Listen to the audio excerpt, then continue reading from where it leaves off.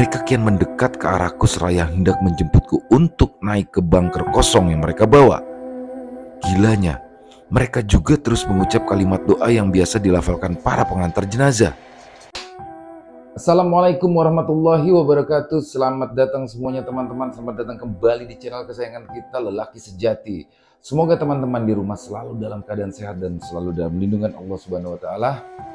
Dan pada kesempatan kali ini kami akan mencoba membagikan satu kisah tentang rumah sakit.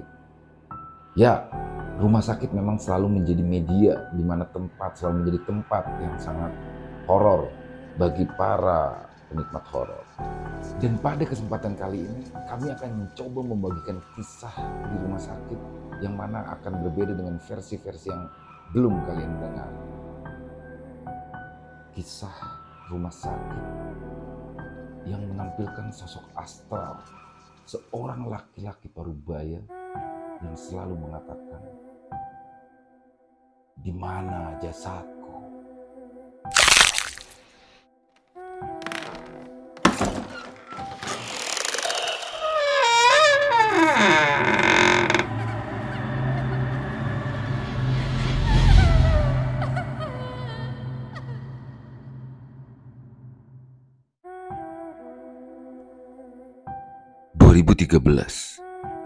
Dari meja jaga perawat ruang ICU, samar terdengar suara bangker roda berjalan mendekat. Namun ada yang aneh, bangker roda itu diiringi suara sentak bak pengantar jenazah. La ilaha illallah, la ilaha illallah, la ilaha illallah. Dari kejauhan, suara itu kian dekat dan semakin jelas. Aku yang sedang terlenyap di bawah meja jaga tersentak bangun. Kepalaku pening, pandanganku berbayang. Kurai kacamataku yang tergeletak di atas meja. Tubuhku mematung seketika melihat satu bunker kosong didorong oleh 4 perawat berwajah pucat pasi dengan bibir biru dan tanpa bola mata. Mengalir darah dari tiap-tiap kepala perawat, dan lebih mengerikan lagi, mata putih milik satu perawat yang berdiri di baris paling depan seketika menggelinding ke lantai seperti habis dicongkel. Aku tersiap, ketakutan setengah mati. Kuperhatikan sekeliling, tak ada tanda-tanda orang lain di sekitar selain aku. Mereka terus berjalan mendekat menelusuri lorong temaram, seolah tak memperdulikan rasa sakit dan darah yang merembes di kepala dan badan. Aku terpaku, tak dapat menggerakkan sendi-sendi tubuhku sendiri. Ingin berteriak sekeras-kerasnya, namun leherku seolah tercekat. Aku hilang kendali diri, panik dan takut menguasai sepenuhnya. Satu-satunya yang dapat kulakukan ialah menatap sosok-sosok mengerikan itu yang berada di garis lurus yang sama. Mereka kian mendekat ke arahku seraya hendak menjemputku untuk naik ke bunker kosong yang mereka bawa. Gilanya, mereka juga terus mengucap kalimat doa yang biasa dilafalkan para pengantar jenazah. La ilaha illallah, la ilaha illallah. Bisakah kalian bayangkan bagaimana posisi aku saat itu? Satu-satunya yang kuingat hanyalah wajah ibuku di kampung halaman yang belum sempat aku kunjungi. Langkah mereka pun semakin cepat, menggaung suara tawa memekik dari berbagai arah. Aku seperti berada di jalan buntu yang mana hanya bisa menangis. Secepat kilat keempat perawat mengerikan dan bangker roda itu menabrakku dengan keras. Berikutnya, pandanganku gelap. Aku tersadar membuka mata di ruang IGD. Ibu Desi, salah seorang perawat senior, menghampiriku untuk memeriksa kondisiku. Dia mengatakan semalam aku kejang-kejang di meja jaga dengan mata mendelik ke atas. Untung saja cepat ditemukan Pak Manto, sapam rumah sakit yang sedang keliling. Aku masih ingat betul apa yang menimpaku tadi malam. Rasanya begitu nyata, sekujur tubuhku remuk. Ada luka lebam membiru di beberapa bagian badan seperti bekas benturan benda tumpul. "Sebenarnya tadi malam kamu kenapa sih?" tanya Bu Desi. Aku gagap menjawab, tetapi Bu Desi melanjutkan kalimatnya. "Apa kamu indigo?" Sebelumnya ada perawat juga yang indigo. Dia resign karena sakit, nggak kuat katanya. Tapi sebelumnya persis kayak kamu, kejang begitu pas lagi jaga rawat. Aku menggeleng pelan, menyangkal entah mengapa aku tidak suka dan merasa tidak pantas mendapat predikat sebagai anak indigo. Meskipun aku memang peka dan kerap bersinggungan dengan mereka yang tak kasat mata. Namun kenyataan itu bagiku seperti hal memalukan yang harus kusembunyikan rapat-rapat. Lagi pula aku bukan seorang praktisi, mengontrol mataku sendiri saja aku tak bisa. Ya, kadang mereka terlihat jelas, kadang samar, bahkan kadang hanya suara saja yang kudengar. Aku tidak tahu apa yang menyebabkan begitu. Namun yang pasti, sejak aku menstruasi pertama sampai saat ini usiaku menginjak 24 tahun, aku masih belum bisa terbiasa dengan keberadaan mereka di sekitarku. Rasanya seperti aku bisa saja mati jantungan sewaktu-waktu. Aku memanglah terhitung baru menjadi perawat di rumah sakit ini. Sebelumnya, aku hanya berani bekerja menjadi perawat di sebuah klinik kecil yang tak jauh dari rumah. Ya, kepekaanku terhadap mereka menjadi alasanku memilih bekerja di klinik. Bagiku, kala itu rumah sakit seperti tempat penyiksaan mental. Bagi kalian yang bekerja di rumah sakit, pastinya setuju kalau shift malam selalu jadi tantangan tersendiri. Meskipun sudah biasa, tapi rasa getir, takut, merinding jadi tamu setia yang selalu hinggap setiap malamnya. Namun 1 tahun ke belakang, aku merasa diriku sudah tak lagi sepeka dulu. Aku bahkan sudah jarang bersinggungan, apalagi melihat mereka. Paling parah, aku hanya melihat gumpalan asap membentuk sosok, siluet bayangan hitam, dan suara-suara aneh yang masih bisa dihiraukan. Karena itulah aku memberanikan diri untuk melamar bekerja di rumah sakit. Selain sudah merasa aman, gaji yang kudapat juga lebih besar daripada bekerja di klinik. Kenapa bisa begitu, Bu? Perawat itu memangnya kenapa? Tanyaku saat itu balik ke Bu Desi, penasaran. Dah, mending kamu gak usah tahu deh. Lagian kan kamu sering jaga malam, jawab Bu Desi. Sejak aku membuka mata, aku merasa ada yang berbeda dari sekitarku. Rasanya rumah sakit ini nampak lebih padat, sesak dari biasanya. Banyak lalu lalang melintas, wajah-wajah perawat dan dokter yang kukenali. Ada apa di rumah sakit ini? Tak terlalu kufikirkan mengenai peristiwa tempo hari. Kadangkala sakit juga bisa merenggut alam sadar dan membuat kita berhalusinasi. Jadi kusimpulkan saat itu aku hanya sedang tidak sehat. Sekarang aku mendapat giliran jaga IGD. Baru saja seluruh pasien IGD ditransfer ke kamar rawat, jadi IGD malam ini tampak sepi. Hanya tersisa 1 pasien koma yang masih menunggu pihak keluarganya tiba.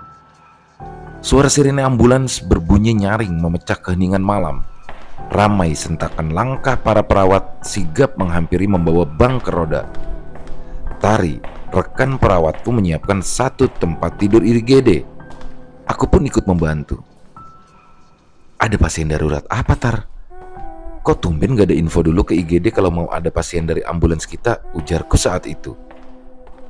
Tari tak menjawab, namun raut wajahnya tampak begitu serius.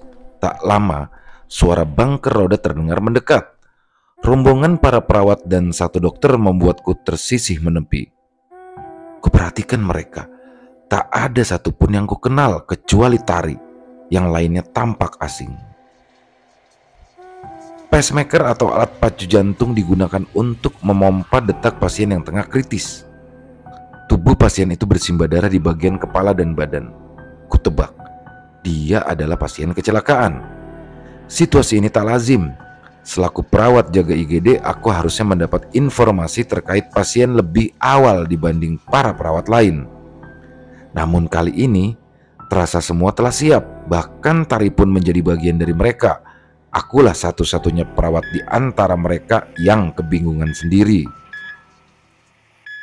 Mesin EKG berdecit panjang, menandakan bahwa detak jantung pasien telah terhenti.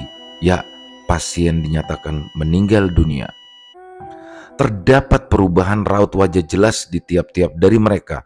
Para perawat dan dokter itu tampak panik. Mereka gelisah ketakutan hingga para perawat tiba-tiba berhamburan lari meninggalkan IGD seperti tengah terancam hal yang mengerikan. Aku pun semakin bingung ketika Tari ikut lari meninggalkan ruang IGD dengan gemetar. "Ini kenapa? Dok, ini kenapa? Ada apa?" tanya aku pada dokter satu-satunya orang yang tersisa di ruang IGD. Dia nuntut balas. Ucapnya singkat. Rahang dokter itu mengeras, tatapannya berubah tajam namun terasa kosong mengawang. Dokter itu berbalik badan. Betapa terkejutnya aku kala itu melihat dokter itu berjalan dengan kepala bagian belakang pecah dan punggung yang bercucuran darah ke lantai. Aku hendak mendekat untuk memberitahu, namun baru beberapa langkah berjalan dokter itu seketika menoleh pelan dan kulihat wajahnya hancur penuh luka basah seperti habis tersarut aspal. Sontak aku pun terkesiap, jantungku terasa menggelinding entah kemana. Ingin berteriak namun tenggorokanku tercekat seketika. Kaki-kakiku gemetar bukan main. "Sus, tolong sus, sakit." Terdengar suara memanggil dan merintih dari tempat pasien meninggal tadi. Aku ketakutan setengah mati sampai menangis. Nafasku tersengal-sengal. "Sus, tolong sus." Dengan sisa-sisa tenaga yang kupunya, aku berjalan pelan memeriksa sumber suara. Mataku menyisir tiap-tiap tirai tempat tidur kosong secara perlahan sembari mempersiapkan keberanian dalam diri. Hingga tiba di tirai pembatas tempat pasien itu berada, aku hanya berani menilik separuh dengan sedikit memiringkan kepala. Kamu tahu, pasien itu duduk bersandar di atas ranjang. "Sus, tolong sus, kepala saya putus." Dia mencekram rambut dan entah bagaimana dia bisa menarik kepalanya sampai terangkat terpisah dengan badan. Kaki-kakiku melemas, sudah tak sanggup lagi menopang tubuh hingga roboh ke lantai. Aku memejamkan mata dan kedua tanganku menutup telinga sembari berharap ada yang datang menolong. Ratih, kamu kenapa, Ratih?" Suara Tari dan tepukan tangannya membuat berani membuka mata. Tar, pasien itu Tar. Aku menunjuk ke tempat tidur pasien tadi." "Pasien apa sih? Mana pasien?" ujar Tari. "Gak ada pasien lagi Ratih, jelasnya." "Hah? Itu Tar, yang tadi di..." Kalimatku terhenti ketika melihat tempat tidur rawat tempat pasien tadi berada masih tertata rapi seperti semula. Gak mungkin. Tadi kamu ikut tindakan Tar sama dokter." "Hah, ngaco. Wong aku habis makan di depan kok," bantah Tari. Belum hilang gemetar di badan dan kaki-kakiku yang melemas. Rasanya peristiwa tadi benar-benar nyata, bukanlah halusinasi ataupun mimpi. Tapi bagaimana bisa? Hari-hari setelahnya aku nyaris tak bisa membedakan mana manusia dan mana yang bukan. Mereka semua berwajah pucat. Rumah sakit tampak sesak. Tak jarang ada pula yang menampilkan rupa mengerikan. Perawat yang mengerikan yang menusuk-nusuk lehernya sendiri dengan jarum suntik. Perempuan yang menarik kaki dari kolong bangker rawat inap. Hingga yang paling fenomenal, aku melihat sosok yang fenomenal di rumah sakit ini. Ya, pria yang mencari jasadnya sendiri.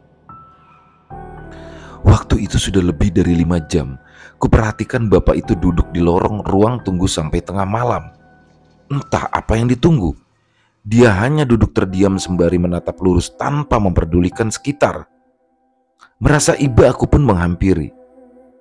"Pak, dari tadi saya lihat bapak di sini aja. Lagi nunggu apa ya Pak?" Bapak yang kusapa tak menjawab, bahkan melirik pun tidak. Bulu kuduku seketika meremang, senyap dan dinginnya lorong seketika menusuk hingga ke tulang. "Pak, mending pulang dulu. Dokter jaga juga gak ada yang visit jam segini. Dan jam besuknya baru besok siang. Mau sampai kapan bapak di sini?" Sampai kutemukan di mana jasadku. Darah seketika merembes dari leher, perut, dan kepala bagian belakang. Lagi-lagi wajah pria itu hancur seperti tersarut aspal, persis dengan sosok kepala putus yang aku lihat di IGD itu. Aku gemetar dan aku tak ingat apa-apa lagi setelahnya. Rasanya waktu itu seperti ada sosok yang membekapku dari belakang hingga aku sesak nafas dan pingsan. Sementara cerita lain datang dari Sapam pada hari yang berbeda. Kala itu, pukul 01.30 dini hari, lalu lalang rumah sakit memasuki waktu paling tenang. Lorong-lorong tampak sepi, sunyi. Ditambah gemericik gerimis membuat hawa malam itu terasa dingin menusuk kulit. Salah seorang satpam yang tengah berjaga di pos persimpangan antara lorong menuju kamar rawat dan lorong menuju laboratorium mendapati dari kejauhan ada seorang pria parubaya berjalan pincang mendekat ke arahnya. Kian dekat kian jelas, pria itu tampak basah kuyup. Ah, kehujanan, pikir sapam itu. Wajahnya pucat pasi, pandangannya kosong lurus ke depan, melewati satpam tersebut begitu saja tanpa menoleh. Padahal bapak satpam yang berjaga sudah melempar senyum sapa. Merasa tak dihiraukan, satpam pun menegur pria itu. "Pak, mau kemana ya?" Pria setengah beruban itu tak menanggapi barang sepatah kata. Dia terus berjalan pelan memasuki lorong yang menuju laboratorium, ruang tindakan dan kamar mayat. "Pak, Bapak mau kemana? Ada yang bisa saya bantu?" Satpam itu pun menyusul pria tersebut. Aneh, pria itu hanya mengangkat satu tangan lalu menunjuk ke arah lorong di depannya. "Iya Pak, tapi Bapak mau kemana?" tanya satpam sekali lagi memperjelas. Pria itu terus berjalan mengabaikan sang satpam. Pak, sudah malam. Yang tidak berkepentingan dilarang masuk," tegasnya. "Bapak mau kemana?" Sekitar 3 langkah di depannya, kepala pria parubaya itu memutar 180 derajat menghadap ke arah pasapam. Separuh pipinya penuh luka basah tanpa kulit, kedua matanya bolong dan hidungnya nampak bengkok. Seketika kedua lengan dan kaki-kakinya putus terpisah-pisah seperti habis dimutilasi. "Saya mau cari jasad saya." Potongan badan dan kepala terbalik itu menyentak dengan suara berat. Terkejut, satpam berbadan tegap tersebut lari terbirit-birit dan keesokan harinya dikabarkan beliau izin sakit beberapa hari dikarenakan sakit demam tinggi yang tak kunjung turun. Cerita yang dialami satpam itu beredar cepat ke seluruh lapisan rumah sakit. Bahkan aku mendengar ragam cerita mengerikan yang ikut menguap ke permukaan terkait cerita kelam rumah sakit ini.